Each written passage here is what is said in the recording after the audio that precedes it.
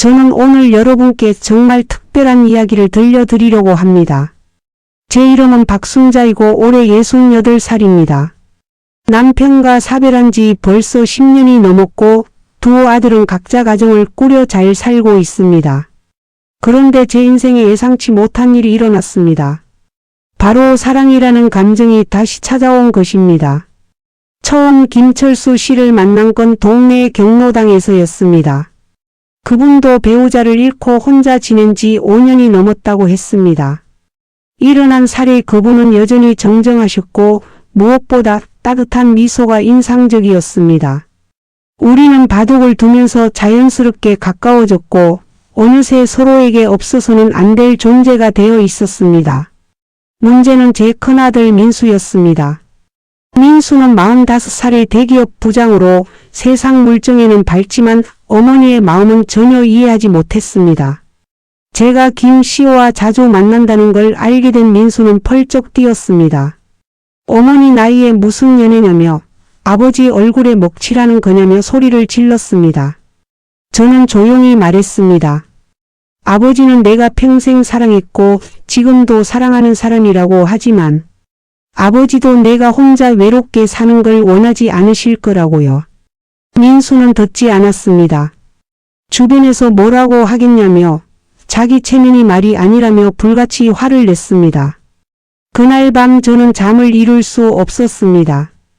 김 씨와의 만남이 잘못된 건가 하는 생각이 들었습니다. 하지만 동시에 왜 내 나이에 사랑하면 안 되는지 이해할 수 없었습니다. 저도 사람입니다. 외로움을 느끼고 누군가의 따뜻한 손길이 그리운 평범한 인간입니다. 며칠 후 둘째 아들 준호가 찾아왔습니다. 준호는 형과 달리 조용히 제 손을 잡았습니다. 어머니 마음 이해한다고 행복하셨으면 좋겠다고 말했습니다. 그 순간 눈물이 쏟아졌습니다. 적어도 한 아들은 저를 이해해 주는구나 싶었습니다. 하지만 민수의 아내 정희가 문제였습니다.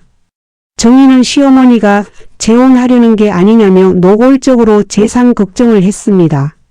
10년 전 남편이 남긴 아파트와 얼마 안 되는 예금이 자기 몫이라고 생각했던 것입니다. 저는 어이가 없었습니다. 돈 때문에 어머니 행복을 반대한다니요. 정희는 시누이인 준호 아내 미선에게까지 전화를 걸어 동맹을 만들려고 했습니다. 하지만 미선은 정희와 생각이 달랐습니다. 미선은 오히려 저를 응원했고 어머니도 당연히 행복할 권리가 있다고 말해줬습니다. 이 일로 두 며느리 사이가 틀어졌고 가족 모임은 점점 어색해졌습니다. 김철수 씨도 비슷한 문제를 겪고 있었습니다. 그분이 딸 은주는 아버지가 다른 여자를 만난다는 사실을 받아들이지 못했습니다. 돌아가신 어머니를 배신하는 거라며 울먹였습니다. 아들 동훈이는 괜찮다고 했지만 누나의 반대가 너무 심해서 어쩔 수 없다는 표정이었습니다. 우리는 잠시 만남을 중단하기로 했습니다. 자식들이 너무 힘들어하는 것 같았고 우리 때문에 가정이 불화해지는 게 견딜 수 없었습니다. 하지만 서로를 보지 못하는 시간이 길어질수록 더 힘들었습니다. 김 씨 없는 하루하루가 너무 공허했습니다. 그러던 어느 날 민수가 회사에서 큰 실수를 저질렀습니다. 중요한 프로젝트에서 실패해서 강등될 위기에 처했습니다. 자신만만하던 아들이 무너져 내렸습니다. 그는 처음으로 제게 울면서 안겼습니다. 어머니 자기가 너무 힘들다고 세상이 생각처럼 되지 않는다고 했습니다. 저는 아들을 꼭 안아주면서 말했습니다. 인생은 원래 그런 거라고 계획대로 되지 않는 게 더 많다고요. 그리고 조심스럽게 물었습니다. 내가 힘들 때 가족이 위로가 되지 않았냐고, 사랑하는 사람의 존재가 얼마나 소중한지 이제 알겠냐고요. 민수는 한참을 울다가 고개를 들었습니다. 그의 눈빛이 전과 달랐습니다. 어머니 미안하다고, 자기가 너무 이기적이었다고 말했습니다. 어머니도 외롭고 힘들었을 텐데 자기 체면만 생각했다고 사과했습니다. 그날 저녁 민수는 김철수 씨를 직접 만나고 싶다고 했습니다. 처음에는 어색했지만 대화를 나누면서 민수는 김 씨가 훌륭한 분이라는 걸 알게 됐습니다. 김 씨는 자신도 자식들 때문에 고민이 많다고 솔직하게 말씀하셨습니다. 두 사람은 의외로 많은 이야기를 나눴습니다. 며칠 후 민수가 제안했습니다. 양가 자식들이 모두 모여서 이야기를 나눠보자고요. 처음에는 불안했지만 해봐야 할 것 같았습니다. 약속 날짜가 다가올수록 긴장됐지만 김 씨가 손을 꼭 잡아줬습니다. 모임 날 분위기는 예상보다 나빴습니다. 김 씨의 딸 은주가 먼저 공격적으로 나왔습니다.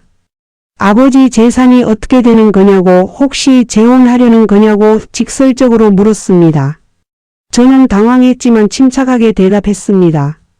재산은 당연히 각자 자식들 몫이고 우리는 그저 외로운 시간을 함께 나누고 싶을 뿐이라고요. 정의도 가세했습니다.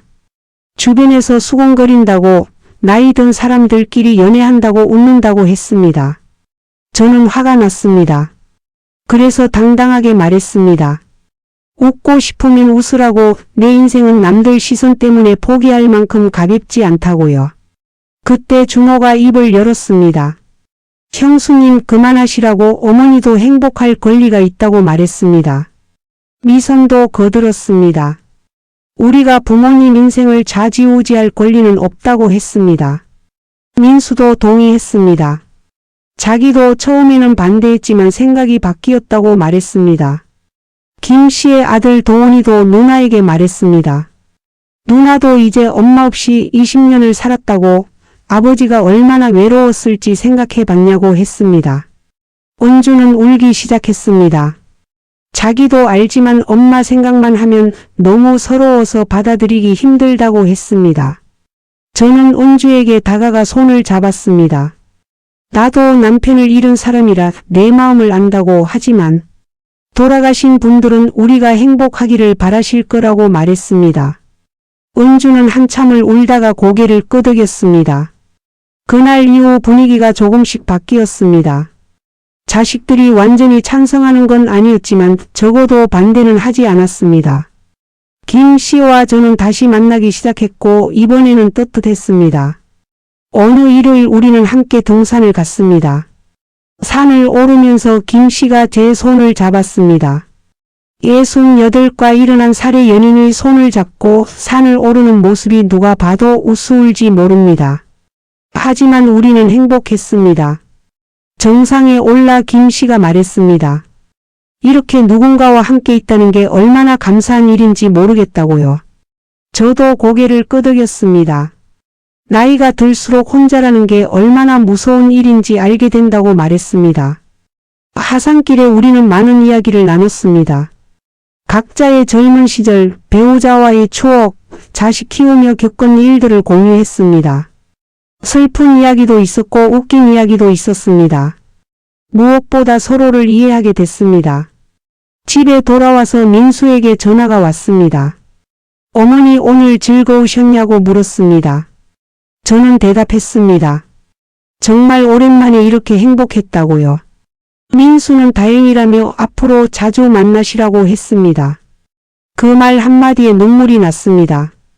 다음 주 정희가 갑자기 저를 찾아왔습니다. 표정이 어두웠고 눈가가 부서 있었습니다. 들어오자마자 정희는 무릎을 꿇고 울기 시작했습니다. 저는 깜짝 놀라 며느리를 일으켜 세웠습니다. 무슨 일이냐고 물었더니 정희는 한참을 울다가 입을 열었습니다. 남편 민수가 최근 회사 일로 스트레스를 많이 받으면서 집에서도 화를 자주 낸다고 했습니다.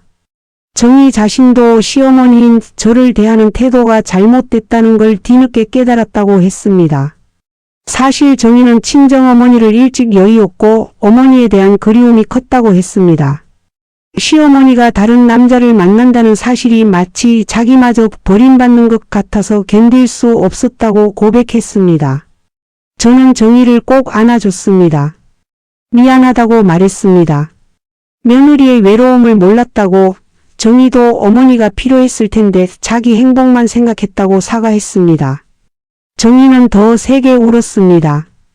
두 사람은 한참을 그렇게 안고 울었습니다. 그날 이후 정희와 저는 새로운 관계를 만들어 갔습니다. 정희는 일주일에 한 번씩 저를 찾아와 이런저런 이야기를 나눴습니다. 시어머니와 며느리가 아니라 두 여자로서 서로의 고민을 들어주었습니다.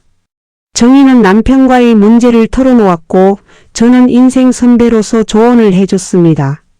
한편 김철수 씨의 딸 은주도 변화하고 있었습니다. 은주는 남편과의 관계가 좋지 않아서 이혼을 고려 중이었습니다. 그 스트레스를 아버지에게 풀었던 것입니다. 아버지마저 자기를 떠날 것 같은 불안감에 저를 적대시했던 것이죠. 김 씨는 딸과 깊은 대화를 나눴고 은주는 상담 치료를 받기 시작했습니다. 어느 날 김 씨가 제안했습니다. 우리 둘이 짧은 여행을 떠나보자고요. 처음에는 망설였지만 자식들에게 말했더니 의외로 모두 찬성했습니다. 민수는 오히려 어머니가 쉬고 오시라며 용돈까지 챙겨줬습니다. 우리는 강릉으로 2박 3일 여행을 떠났습니다. 기차를 타고 가는 내내 가슴이 두근거렸습니다. 마치 20살 처녀가 된 것 같았습니다. 김 씨도 들뜬 표정이었습니다. 우리는 창밖 풍경을 보며 이런저런 이야기를 나눴습니다. 강릉에 도착해서 숙소에 짐을 풀고 바다로 갔습니다. 11월의 바다는 쌀쌀했지만 아름다웠습니다. 파도 소리를 들으며 모래사장을 걸었습니다. 김 씨가 조개 껍데기를 주워서 제게 건넸습니다. 이렇게 예쁜 것을 보면 당신 생각이 난다고 했습니다. 저는 얼굴이 빨개졌습니다. 이 나이에도 여전히 수줍어지는 게 신기했습니다. 김 씨는 웃으며 제 손을 잡았습니다. 우리는 한참을 그렇게 걸었습니다. 지나가는 사람들이 우리를 보며 미소 지었습니다. 어떤 젊은 여자는 정말 보기 좋다며 칭찬까지 했습니다. 저녁에는 횟집에서 회를 먹었습니다. 김 씨가 소주를 한 잔 따라줬습니다. 오랜만에 마시는 술이었습니다. 한 잔하고 나니 기분이 좋아졌습니다. 우리는 젊은 시절 이야기를 나눴습니다. 김 씨는 젊었을 때 가수가 되고 싶었다고 했습니다. 하지만 집안 형편 때문에 포기했다고 했습니다. 저도 제 꿈 이야기를 했습니다. 어렸을 때 선생님이 되고 싶었다고요. 하지만 여자는 시집만 잘 가면 된다는 시대였습니다. 고등학교도 겨우 졸업하고 21살에 결혼했습니다. 남편은 좋은 사람이었지만 제 꿈은 이룰 수 없었습니다. 김 씨가 제 손을 잡으며 말했습니다. 지금이라도 늦지 않았다고 하고 싶은 거 하면서 살자고 했습니다. 저는 고개를 끄덕였습니다. 정말 그러고 싶었습니다. 남은 인생이라도 후회 없이 살고 싶었습니다. 둘째 날 우리는 정동진으로 일출을 보러 갔습니다. 새벽 5시에 일어나는 게 힘들었지만 해돋이를 보고 싶었습니다. 바닷가에는 이미 많은 사람들이 모여 있었습니다. 우리처럼 나이 든 부부들도 여럿 보였습니다. 해가 수평선 위로 떠오르기 시작했습니다. 장관이었습니다. 붉은 해가 서서히 모습을 드러냈습니다. 주변 사람들이 환호성을 질렀습니다. 김 씨가 제 어깨를 감싸 안았습니다. 저는 그 품에 기댔습니다. 그 순간이 영원했으면 좋겠다고 생각했습니다. 돌아오는 기차 안에서 김 씨가 조심스럽게 물었습니다. 우리 동거를 할까요? 저는 놀라서 김 씨를 쳐다봤습니다. 김 씨는 진지한 표정이었습니다. 재혼까지는 아니더라도 함께 살면서 서로 의지하고 싶다고 했습니다. 저는 한참을 고민했습니다. 마음은 그러고 싶었지만 자식들 반응이 걱정됐습니다. 김 씨는 천천히 생각해 보라며 재촉하지 않았습니다. 하지만 진심이라고 다시 한번 말했습니다. 집에 돌아와서 며칠을 고민했습니다. 민수에게 조심스럽게 이야기를 꺼냈습니다. 김 씨와 함께 살까 생각 중이라고요. 민수는 놀란 표정이었지만 화를 내지는 않았습니다. 한참을 생각하더니 어머니 결정을 존중한다고 했습니다. 다만 재산 문제만 명확히 하자고 했습니다. 준호는 더 적극적으로 찬성했습니다. 어머니 혼자 사시는 것보다 훨씬 좋다고 했습니다. 서로 아프면 돌봐줄 사람이 있으니 오히려 자식들이 안심이라고 했습니다. 미선도 언제든지 필요한 게 있으면 말하라고 했습니다. 정희의 반응이 의외였습니다. 처음에 그렇게 반대하던 정희가 이제는 어머니 행복이 제일 중요하다고 했습니다. 자기가 어리석었다며 진심으로 축하한다고 말했습니다. 저는 정희가 정말 많이 변했다고 느꼈습니다. 김씨 쪽 자식들도 비슷한 반응이었습니다. 은주는 여전히 조금 서운해했지만 아버지 결정을 따르겠다고 했습니다. 동훈이는 아버지가 행복하시면 된다며 적극 지지했습니다. 우리는 신중하게 계획을 세웠습니다. 각자 집을 유지하면서 김씨 집에서 함께 살기로 했습니다. 제 집은 나중에 아들들에게 물려줄 것이고 김씨 집도 마찬가지였습니다. 생활비는 반반씩 부담하기로 했습니다. 이사하는 날 두 집안 식구들이 모두 모였습니다. 민수와 준호가 짐을 옮겨줬고 동훈이도 도와줬습니다. 며느리들은 집 청소를 하고 커튼을 달아줬습니다. 은주는 꽃다발을 사왔습니다. 마치 진짜 결혼식 같았습니다. 짐을 다 풀고 나서 다 같이 저녁을 먹었습니다. 분위기가 화기애애했습니다. 민수가 건배 제의를 했습니다. 어머니와 김 어르신의 행복을 위하여. 모두가 잔을 부딪혔습니다. 저는 눈물이 났습니다. 행복의 눈물이었습니다. 그날 밤 김씨와 단둘이 거실에 앉아 있었습니다. 믿기지 않았습니다. 이 나이에 새로운 삶을 시작한다는 겨. 김씨가 제 손을 잡으며 말했습니다. 우리 행복하게 살아요. 저는 고개를 끄덕이며 대답했습니다. 네, 그러기로 해요. 함께 사는 첫 주는 서툴렀습니다. 서로의 생활 습관이 달랐기 때문입니다. 김씨는 새벽 5시면 일어나는 습관이 있었고 저는 6시 반에 일어났습니다. 김씨는 커피를 진하게 드셨고 저는 녹차를 좋아했습니다. 작은 것들이었지만 적응이 필요했습니다. 어느 날 아침 제가 된장찌개를 끓였는데 김씨가 너무 짜다며 얼굴을 찡그렸습니다. 저는 기분이 상했습니다. 평생 이렇게 끓여왔는데 이제 와서 짜다니요. 김씨도 제 표정을 보고는 미안해했습니다. 그냥 입맛이 달라서 그렇다고 했지만 저는 하루 종일 기분이 좋지 않았습니다. 저녁 때 김씨가 제 손을 잡았습니다. 아침에 미안했다고 앞으로는 함께 요리하면서 서로 맞춰가자고 했습니다. 저도 미안하다고 말했습니다. 너무 예민하게 반응했다고요. 우리는 서로 안아주며 화해했습니다. 그 뒤로 우리는 주방에서 함께 시간을 보내기 시작했습니다. 김씨가 야채를 다듬으면 제가 양념을 했습니다. 함께 요리하면서 많은 이야기를 나눴습니다. 서로의 취향을 알아가는 시간이었습니다. 조금씩 우리만의 방식이 만들어졌습니다. 한 달쯤 지났을 때 민수네 가족이 저녁 식사를 하러 왔습니다. 정희가 직접 만든 음식을 들고 왔습니다. 함께 식탁에 앉아 밥을 먹는데 손주 지훈이가 물었습니다. 할머니 여기 사는 게 좋아요? 저는 웃으며 대답했습니다. 할아버지랑 같이 있으니까 외롭지 않아서 정말 좋단다. 지훈이는 고개를 끄덕이며 말했습니다. 할머니가 웃으니까 예뻐요. 그 말에 모두가 웃었습니다. 아이의 순수한 말 한마디가 얼마나 큰 위로가 되는지 몰랐습니다. 민수가 아들 머리를 쓰다듬으며 말했습니다. 지훈이 말이 맞아. 할머니 정말 밝아지셨어. 정희가 설거지를 하겠다며 일어났습니다. 저도 따라 일어났지만 정희가 앉아 계시라고 했습니다. 며느리의 배려가 고마웠습니다. 거실에서 김씨와 민수가 이런저런 이야기를 나누는 소리가 들렸습니다. 두 사람이 친해지는 것 같아 기뻤습니다. 다음 주에는 김씨의 아들 동훈이네가 왔습니다. 동훈이 아내 수진이가 케이크를 사왔습니다. 아버지와 제가 함께 사신다는 걸 축하한다며 웃었습니다. 수진이는 밝고 긍정적인 사람이었습니다. 금방 친해질 수 있었습니다. 은주도 조카들을 데리고 왔습니다. 처음에는 어색해했지만 조카들이 할아버지 집 구경하겠다며 떠들자 분위기가 풀렸습니다. 은주가 조용히 제게 말했습니다. 아버지 얼굴이 정말 밝아지셨다고 감사하다고 했습니다. 저도 은주 손을 잡으며 말했습니다.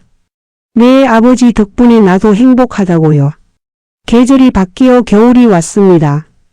김 씨와 저는 매일 아침 동네를 산책했습니다.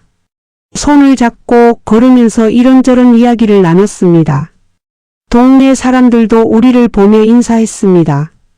처음에는 수군거리는 사람들도 있었지만 이제는 모두 자연스럽게 받아들였습니다.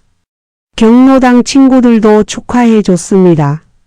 특히 제 친구 영숙이가 부러워했습니다. 영숙이도 혼자 지낸 지 오래됐는데 용기가 나지 않는다고 했습니다. 저는 영숙이에게 말했습니다. 나이는 숫자일 뿐이라고 행복할 권리는 누구에게나 있다고요. 그런데 얼마 후 영숙이가 눈물을 흘리며 전화했습니다. 아들이 어머니더러 창피하다며 경로당도 나가지 말라고 했답니다. 영숙이가 남자친구를 사귀려고 한다는 소문이 돌았고 아들이 그걸 알게 된 것입니다. 저는 영숙이에게 우리 집으로 오라고 했습니다. 영숙이가 왔을 때 눈이 퉁퉁 부어 있었습니다. 김 씨가 따뜻한 차를 내왔습니다. 영숙이는 한참을 울다가 말했습니다. 자기는 저처럼 용기가 없다고 아들 말을 거역할 수 없다고 했습니다. 저는 영숙이를 꼭 안아줬습니다. 며칠 후 저는 영숙이 아들을 따로 만났습니다. 커피숍에서 마주 앉아 차를 마시며 이야기를 나눴습니다. 처음에 그 아들은 방어적이었습니다. 어머니가 그런 걸 왜 하시냐며 불편해했습니다. 저는 천천히 제 이야기를 들려줬습니다. 저도 처음에는 자식들이 반대했다고 하지만 대화를 통해 이해하게 됐다고 말했습니다. 어머니의 외로움을 이해해달라고 부탁했습니다. 그 아들은 한참을 생각하더니 말했습니다. 자기도 어머니가 외로우시다는 건 알지만 받아들이기 힘들다고 했습니다. 저는 물었습니다. 어머니가 행복해 하시는 모습을 보고 싶지 않냐고요. 그 아들은 대답하지 못했습니다. 저는 계속 말했습니다. 부모도 사람이라고 사랑받고 싶고 외로움을 느낀다고 했습니다. 나이가 들수록 그 외로움은 더 커진다고 설명했습니다. 그 아들이 조금씩 마음을 열기 시작했습니다. 사실 자기도 어머니가 혼자 계신 게 걱정됐다고 했습니다. 하지만 주변 시선이 신경 쓰였다고 솔직하게 말했습니다. 저는 그 마음을 이해한다고 했습니다. 하지만 주변 시선보다 어머니 행복이 더 중요하지 않냐고 물었습니다. 결국 그 아들은 어머니와 다시 대화해 보겠다고 약속했습니다. 저는 안도의 한숨을 쉬었습니다. 일주일 후 영숙이에게서 전화가 왔습니다. 아들이 조금씩 이해하는 것 같다고 고맙다고 했습니다. 저는 진심으로 축하한다고 말했습니다. 크리스마스가 다가왔습니다. 김 씨와 저는 양가 식구들을 모두 초대했습니다. 처음으로 두 집안이 함께 모이는 자리였습니다. 걱정도 됐지만 설렜습니다. 며칠 전부터 김 씨와 함께 준비했습니다. 음식을 만들고 집을 꾸몄습니다. 크리스마스 이브 저녁 식구들이 하나둘 모이기 시작했습니다. 민수네 가족, 준호네 가족, 도훈이네 가족, 은주네 가족까지 모두 모였습니다. 집안이 북적였습니다. 아이들 웃음소리가 가득했습니다. 저녁 식사를 하면서 모두가 즐거워했습니다. 민수와 도훈이가 이야기를 나누고 정희와 수진이가 아이들 이야기를 했습니다. 은주도 미성과 대화하며 웃었습니다. 마치 오래전부터 한 가족이었던 것처럼 자연스러웠습니다. 식사 후 김 씨가 깜짝 선물을 꺼냈습니다. 모두에게 작은 선물을 준비한 것입니다. 아이들은 좋아하며 환호성을 질렀습니다. 어른들도 감동했습니다. 저도 미처 몰랐던 일이라 놀랐습니다. 김 씨의 세심함에 다시 한번 감사했습니다. 준호가 건배를 제안했습니다. 이렇게 두 가족이 하나가 된 것을 축하하며 모두가 잔을 들었습니다. 저는 둘러앉은 가족들을 보며 가슴이 벅찼습니다. 이게 바로 행복이구나 싶었습니다. 그날 밤 모두가 돌아간 후 김 씨와 소파에 앉아 있었습니다. 김 씨가 제 손을 잡으며 말했습니다. 오늘이 인생에서 가장 행복한 날이라고요. 저도 고개를 끄덕였습니다.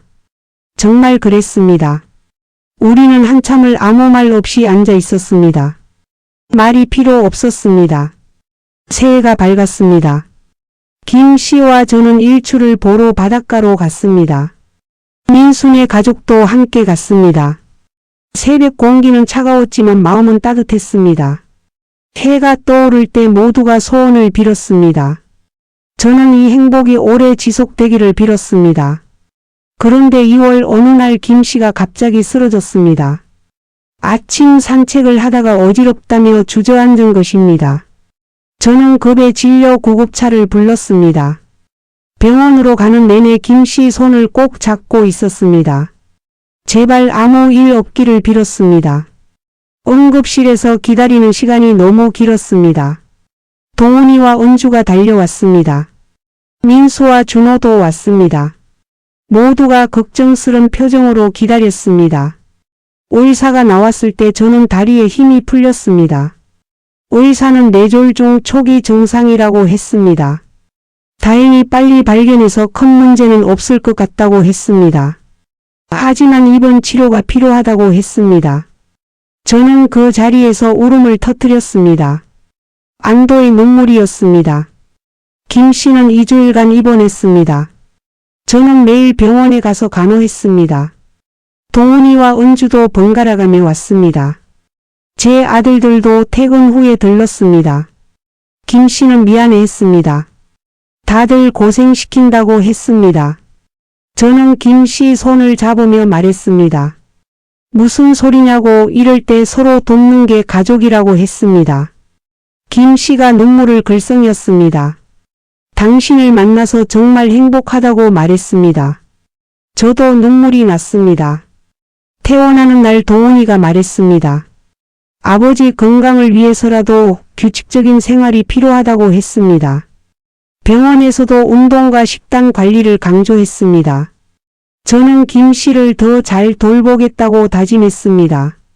집에 돌아온 후 저는 건강식을 연구하기 시작했습니다. 도서관에서 책을 빌려 읽고 인터넷으로 찾아봤습니다. 미선이가 도와줬습니다. 함께 시장에 가서 신선한 재료를 골랐습니다. 김 씨를 위해 매일 정성껏 요리했습니다. 김 씨도 열심히 재활 운동을 했습니다. 처음에는 힘들어했지만 포기하지 않았습니다. 저는 옆에서 응원했습니다. 함께 걷기 운동도 했습니다. 처음에는 10분도 힘들어했지만 점점 시간을 늘려갔습니다. 한 달 후 병원 검진 결과가 좋게 나왔습니다. 의사가 잘 관리하고 계시다며 칭찬했습니다. 김 씨가 제 손을 잡으며 말했습니다. 다 당신 덕분이라고요. 저는 고개를 저었습니다. 우리 함께 노력한 거라고 했습니다. 그 일을 겪고 나서 우리는 더 끈끈해졌습니다. 서로에게 얼마나 소중한 존재인지 깨달았습니다. 사소한 일로 다투던 것들이 부끄러웠습니다. 함께 할 수 있는 시간이 얼마나 귀한지 알게 됐습니다. 봄이 왔습니다. 김 씨는 거의 회복했습니다. 우리는 다시 일상으로 돌아갔습니다. 하지만 예전과는 달랐습니다. 더 조심스럽고 더 감사하며 살았습니다. 매 순간을 소중히 여겼습니다. 어느 날 은주가 좋은 소식을 가지고 왔습니다. 남편과 상담 치료를 받으면서 관계가 많이 좋아졌다고 했습니다. 이혼 생각을 접었다고 했습니다. 무엇보다 아버지를 보면서 깨달았다고 했습니다. 관계는 노력해야 한다는 것을요. 은주는 제게 고마움을 표했습니다. 제가 아버지를 잘 돌봐주셔서 자기도 정신을 차렸다고 했습니다. 아버지가 행복해하는 모습을 보면서 자기 가정도 지키고 싶어졌다고 했습니다. 저는 은주를 안아줬습니다. 잘 견뎌냈다고 칭찬했습니다. 4월 어느 날 영숙이가 남자친구를 데리고 왔습니다. 70세의 이 선생님이셨습니다. 점잖고 따뜻한 분이었습니다. 영숙이가 행복해 보였습니다. 아들도 이제 이해한다고 했습니다. 저는 진심으로 축하했습니다. 우리 넷은 함께 저녁을 먹었습니다. 이 선생님은 퇴직한 고등학교 교사였습니다. 김 씨와 이야기가 잘 통했습니다. 영숙이와 저는 친구들끼리 웃고 떠들었습니다. 마치 젊은 시절로 돌아간 것 같았습니다. 영숙이가 조용히 말했습니다. 내 덕분에 용기를 냈다고 고맙다고 했습니다. 저는 영숙이 손을 잡았습니다. 서로 힘이 돼주자고 말했습니다. 나이 들어 사랑하는 게 잘못이 아니라고 다시 한번 확인했습니다. 5월에는 준원의 딸 수진이가 대학에 합격했습니다. 온 가족이 모여 축하 파티를 열었습니다. 수진이가 저에게 말했습니다. 할머니를 보면서 삶에 대한 태도를 배웠다고 했습니다. 나이와 상관없이 도전하고 사랑하는 모습이 멋있다고 했습니다. 저는 수진이를 꼭 안아줬습니다. 손녀가 저를 그렇게 봐준다는 게 자랑스러웠습니다. 젊은 세대에게 좋은 영향을 줄 수 있다는 게 감사했습니다. 제 선택이 틀리지 않았다는 확신이 들었습니다. 여름이 되자 김 씨가 제안했습니다. 제주도 여행을 가자고요. 저는 망설였습니다. 김 씨 건강이 걱정됐습니다. 하지만 김 씨는 괜찮다고 했습니다. 의사도 적당한 여행은 오히려 좋다고 했습니다. 우리는 사흘간 제주도 여행을 다녀왔습니다. 바다를 보고 맛있는 음식을 먹고 아름다운 풍경을 즐겼습니다. 김 씨는 건강했고 저도 행복했습니다. 사진을 많이 찍었습니다. 추억을 남기고 싶었습니다. 돌아와서 사진을 정리하며 앨범을 만들었습니다. 김 씨와 함께 한 장 한 장 넘기며 추억을 이야기했습니다. 우리에게도 이렇게 아름다운 순간들이 있다는 게 믿기지 않았습니다. 나이가 들어서 만난 사랑이 더 소중하게 느껴졌습니다. 7월 어느 날 정희가 임신 소식을 전했습니다. 40이 넘어서 뜻밖의 임신이었습니다. 처음에는 걱정했지만 의사가 건강하다고 했습니다.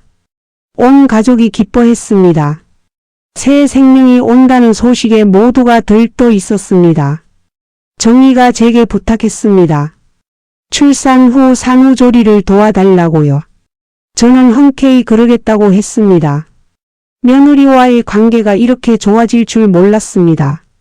과거의 갈등이 무색했습니다. 김 씨도 기뻐했습니다. 새로운 생명이 가족에게 온다는 게 축복이라고 했습니다. 우리는 함께 아기 용품을 사러 다녔습니다. 작은 옷가지들을 보며 설렜습니다. 마치 우리 손주가 되는 것 같았습니다. 8월 민수가 승진했습니다. 그동안의 노력이 인정받은 것입니다. 민수는 제게 말했습니다.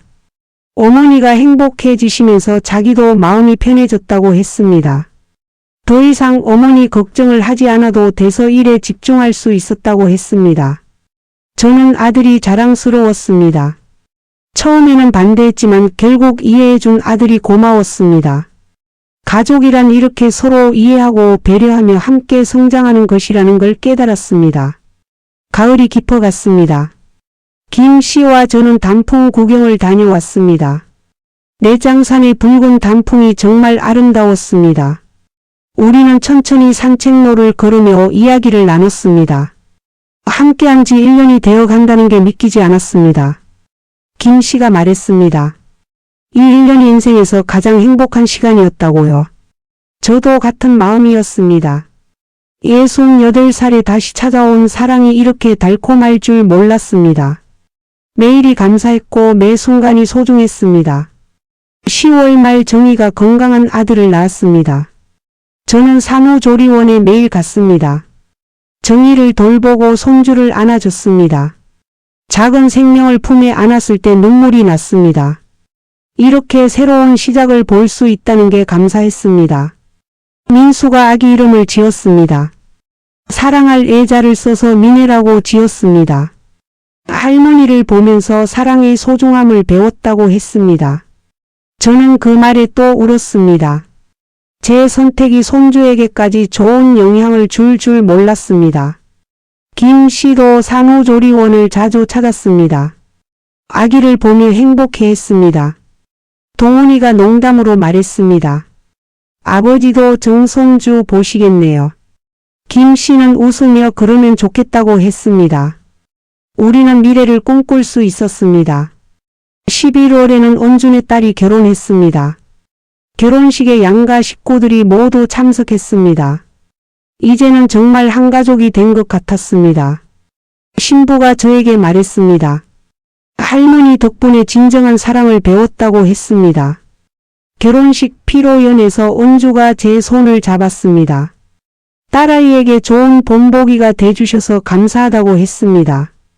처음에는 아버지를 빼앗긴다고 생각했는데 이제는 오히려 가족이 늘어난 것 같다고 했습니다. 저는 은주를 꼭 안아줬습니다. 12월 크리스마스가 다시 왔습니다. 작년에 이어 올해도 모두가 모였습니다. 이번에는 아기님에도 함께였습니다. 집안이 웃음소리로 가득했습니다. 아이들이 뛰어놀고 어른들이 이야기를 나눴습니다. 저녁 식사 후 민수가 일어서서 말했습니다. 1년 전 자기가 얼마나 어리석었는지 고백했습니다. 어머니 행복을 반대했던 자신이 부끄럽다고 했습니다. 하지만 어머니 덕분에 진정한 사랑과 가족의 의미를 배웠다고 했습니다. 준호도 거들었습니다. 어머니가 보여주신 용기가 자기 인생에도 큰 영향을 줬다고 했습니다.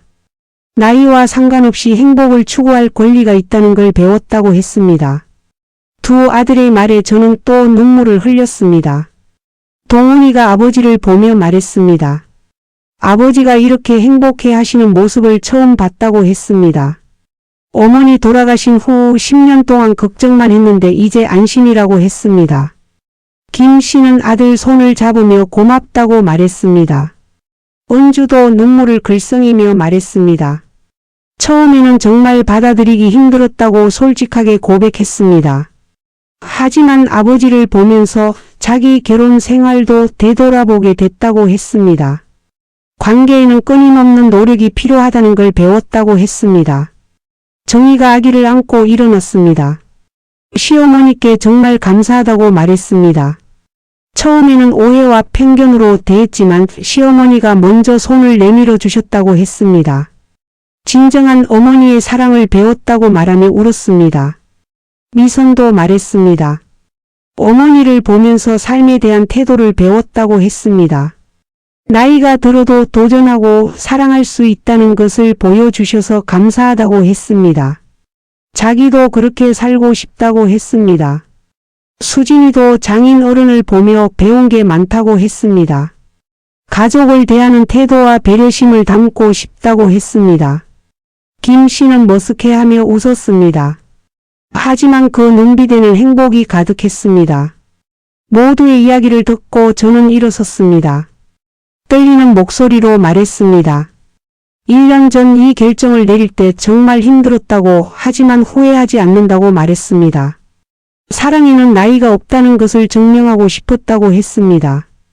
여러분 덕분에 가능했다고 말했습니다. 처음에는 반대했지만 결국 이해해준 자식들에게 감사하다고 했습니다. 무엇보다 김 씨를 만나서 다시 행복해질 수 있었다고 말하며 그의 손을 꼭 잡았습니다. 김 씨도 일어나서 말했습니다. 순자 씨를 만나지 못했다면 외롭게 생을 마감했을 거라고 했습니다. 하지만 이제는 매일이 설레고 행복하다고 했습니다. 자식들이 이해해줘서 더욱 감사하다고 말했습니다. 그날 밤 모두가 돌아간 후 우리는 오래도록 앉아 있었습니다. 창밖으로 눈이 내리기 시작했습니다.